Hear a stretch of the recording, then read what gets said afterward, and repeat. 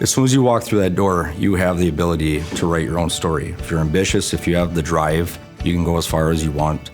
In '73, my grandfather was the first plant manager, and then my dad started in '74, and he was here through 2014 before he retired. They always found a way to rise, and they continued to grow and succeed in their career. Having that ability to know that I can keep growing in my career is what keeps me here. I love working here. I don't know how many people can truly say that about their job, but I love my job. It's that personal feeling that you get when you have the interactions with so many different people, that people are genuine here. They actually want to help you and see you succeed. When you walk through this building, you get that sense of family that you can walk up to just about anybody and they're going to be cordial and friendly with you. I've been to all the other plants. The family portion extends to that too. It's the same Wapaka family. Everybody up front has an open door policy, and that is big for me. I want to feel like my management is involved and they have my back, and I always feel like they do.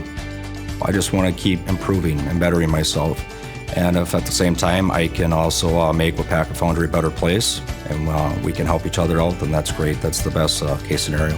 But you know, Wapaka has always provided for me from the minute I was born, and now it continues to be into my adulthood.